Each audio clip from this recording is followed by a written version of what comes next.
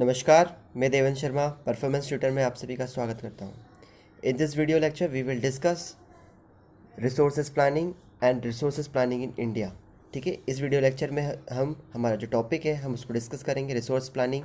ठीक है, और रिसोर्स प्लानिंग जो इंडिया में किस प्रकार से जो है रिसोर्स प्लानिंग की जाए इंडिया में, वो हम देखने वाले हैं। ठीक है, यदि आपने अभी तक हमारे चैनल को सब्सक्राइब नहीं किया है तो प्लीज़ मेरे चैनल को सब्सक्राइब करें, वीडियो को लाइक करें। ठीक है, चलते हैं, देखते हैं किस तरीके से हमको जो है रिसोर्स प्लानिंग करना चाहिए हमारे इंडिया में। ठीक है, हमने क्या क्या देख लिया था, हमने देख लिया था, हमने टाइप्स ऑफ रिसोर्सेज को पढ़ लिया, हमने सस्टेनेबल डेवलपमेंट का मीनिंग अच्छी तरीके से समझा था, हमने एजेंडा 21 देखा था, जो एक समिट को देखा था जो रियो डी जेनेरियो में हुई थी 1992 में। ठीक है, और इस लेक्चर में अब हमने रिसोर्स के टाइप्स को समझा, हमने रिसोर्स के से रिलेटेड जो है कुछ जो एक्शन लिए गए हैं हमने वो भी देख लिए। ठीक है, पर अब हमको देखना है कि ये जो रिसोर्स हैं जिनके हमने टाइप्स पढ़े हैं, अब इनको हम किस तरीके से प्लानिंग करके हमारे डेवलपमेंट में यूज़ करें। ठीक है, चलिए आगे बढ़ते हैं। रिसोर्स प्लानिंग, तो रिसोर्स प्लानिंग क्या है, चलिए देखते हैं। Planning is widely accepted strategy for judicious use of resources. ठीक है, यदि हम देखें तो प्लानिंग क्या है, हमारे लिए बहुत इंपॉर्टेंट है। यदि हम रिसोर्स को अच्छी तरीके से इस्तेमाल करना चाहते हैं तो उनसे रिलेटेड हमको अच्छी अच्छी जो है प्लानिंग करना पड़ेगी।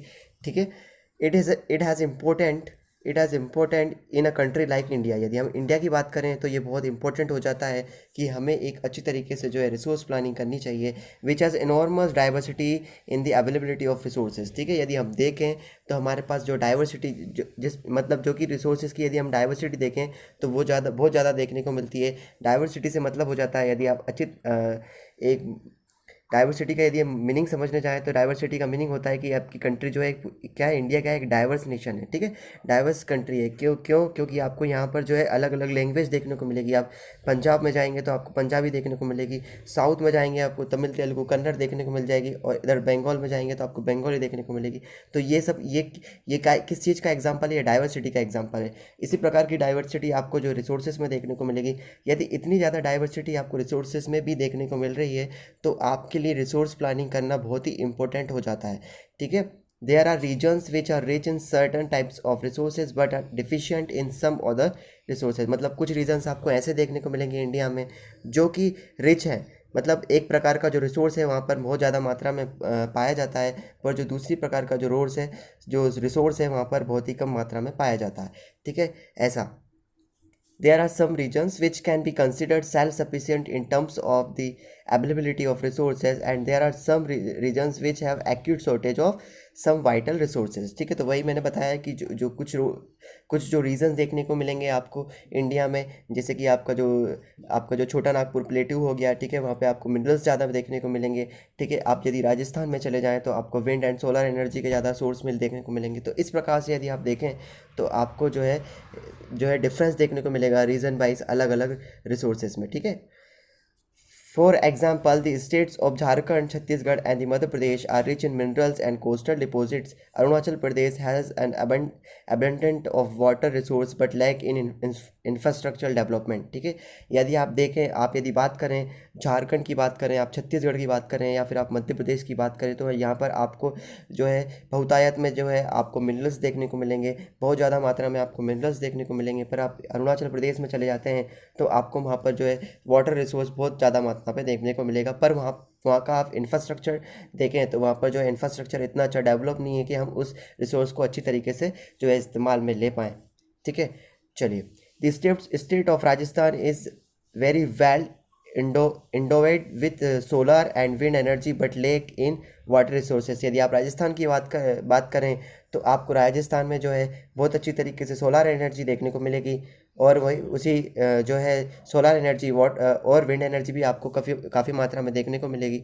पर आप दूसरे रिसोर्स देखते हैं तो वाटर रिसोर्स यदि देखते हैं तो वो आपको बहुत कम देखने को मिलेगा राजस्थान में। ठीक है, the cold desserts of Ladakh, यदि आप लद्दाख की बात करें, is relatively isolated from the rest of the country.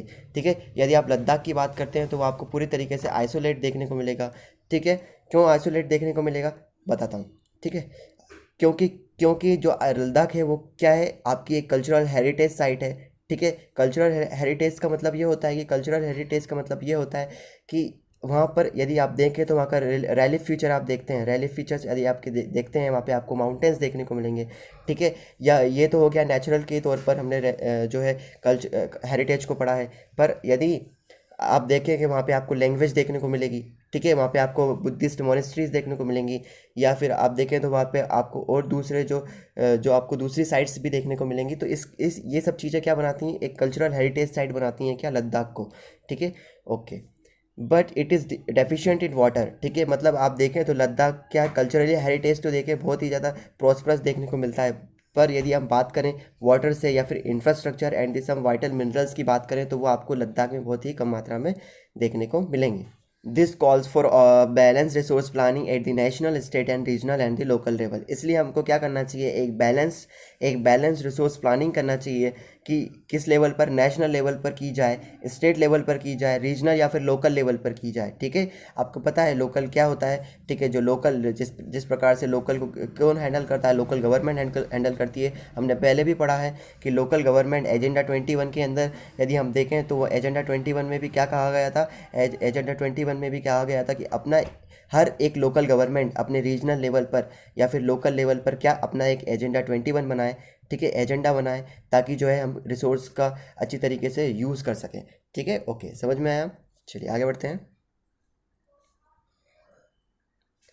अब हम देखते हैं किस प्रकार से जो है, अब हमारा जो टॉपिक है किस प्रकार से जो है रिसोर्स प्लानिंग की जाती है इंडिया में।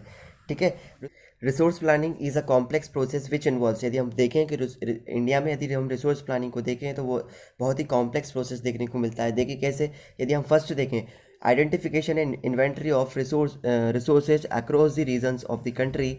This involve surveying, mapping and qualitative and quantitative estimation and measurement of the resources. ठीक है, यदि हम फर्स्ट देखें तो उसमें हमको क्या देखने को मिलता है, हमको देखने को मिलता है कि सबसे पहले हमें क्या करना चाहिए, आइडेंटिफिकेशन, हमें पता लगाना होता है हमें हमारी कंट्री में कि कहाँ किस जगह पर हमको जो है रिसोर्स देखने को मिल रहे हैं।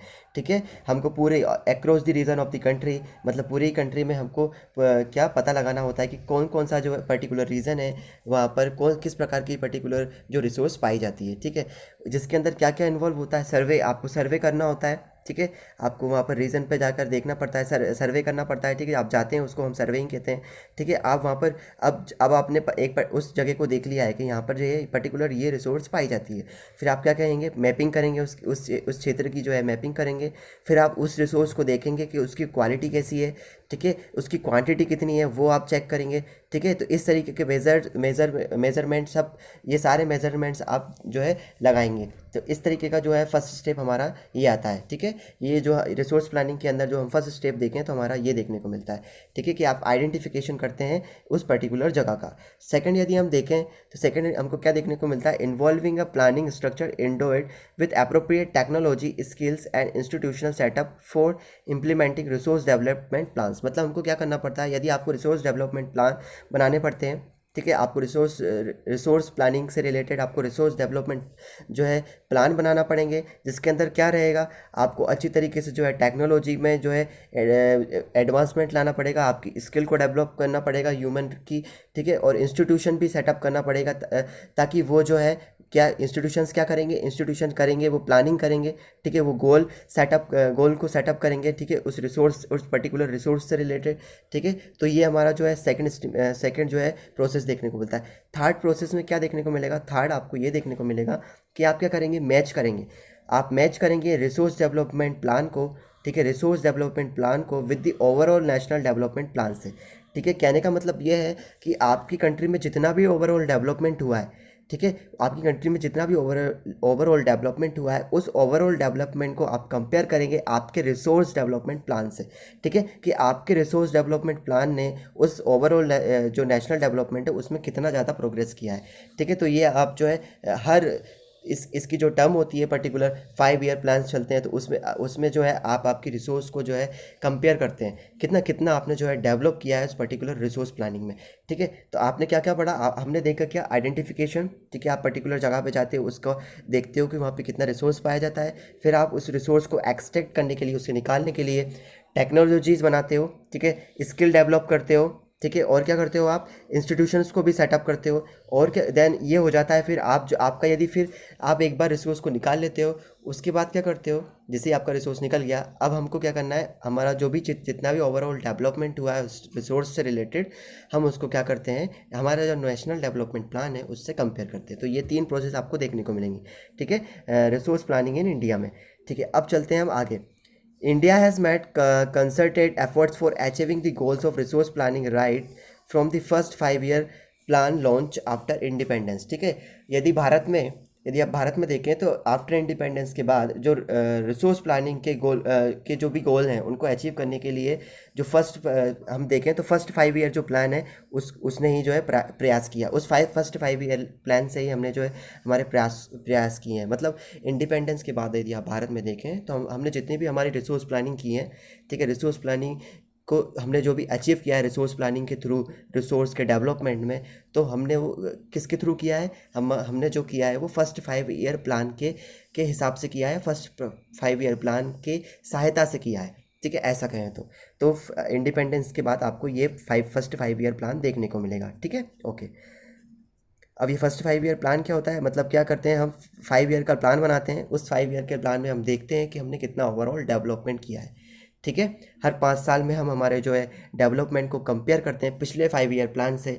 यदि हमने कुछ मतलब हमने अच्छा डेवलपमेंट किया है तो हम उसे और अच्छा करने के लिए हम और अच्छी टेक्नोलॉजीज़ लेकर आते हैं और अच्छा स्किल का डेवलपमेंट करते हैं। यदि कुछ खामियां रह गई तो उनको जो है सुधारने का प्रयास करते हैं। तो इस प्रकार से जो है 5 ईयर प्लान को पूरी तरीके से सेटअप किया जाता है। ओके, अब आगे चलते हैं, दी अवेलेबिलिटी ऑफ रिसोर्सेज। ठीक है, the availability of resources is a necessary condition for the development of any region. ठीक है, मतलब आप ये आपको ये पता है कि यदि किसी पर्टिकुलर रीजन में यदि डेवलपमेंट करना है तो वहाँ पर जो है अवेलेबिलिटी, रिसोर्स की अवेलेबिलिटी होना बहुत ज़रूरी है।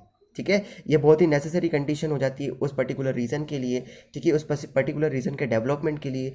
ठीक है, वहाँ पर जो है रिसोर्स का अवेलेबिलिटी होना, रिसोर्स का होना बहुत ही ज़्यादा इंपॉर्टेंट हो जाता है। But mayor availability of resources in the absence of corresponding changes technology and institutions में हिंडर डेवलपमेंट। ठीक है, पर पर यही नहीं है कि उस पर्टिकुलर रीजन में यदि रिसोर्स पाया जा रहा है तो ही आप डेवलपमेंट कर सकते हो।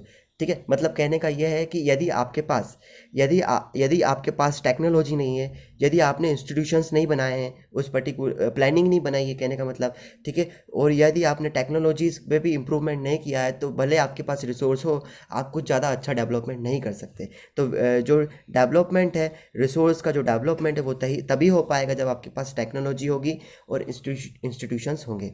ठीक है, there are many regions in our country that are rich in resources but these are included in economically backward region। ठीक है, पर हमारी देखें तो आपकी कंट्री में आपको ऐसे रीजन देखने को मिलेंगे जो कि हमने थोड़ी देर पहले बात की कि जहाँ पर आपको बहुत ज़्यादा रिसोर्स देखने को मिलेगा, पर वो क्या है, इकोनॉमिकली बैकवर्ड सेक्शन में आते हैं, पर वहाँ पर क्या है, आर्थिक रूप से जो है अच्छा विकास नहीं हुआ है।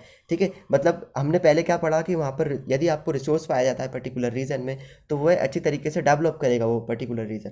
पर आप देखिए कि ऐसे रीज़न भी पाए जाते हैं हमारी कंट्री में कि जहाँ पर आपको रिसोर्स देखने को मिलेगा उसके बाद भी जो है अच्छे से डेवलपमेंट नहीं हुआ है।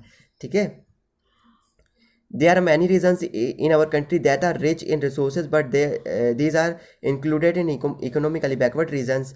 On the contrary there are some regions which have poor resources base but they are economically developed. पर कुछ ऐसे रीजन्स भी देखने को मिलेंगे जो कि क्या है, जहाँ पर आपको रिसोर्स बहुत कम देखने को मिलेगा पर वो क्या है, पूरी तरीके से डेवलप है। The history of colonization reveals that rich resources in colonies were the main attraction for the foreign traders.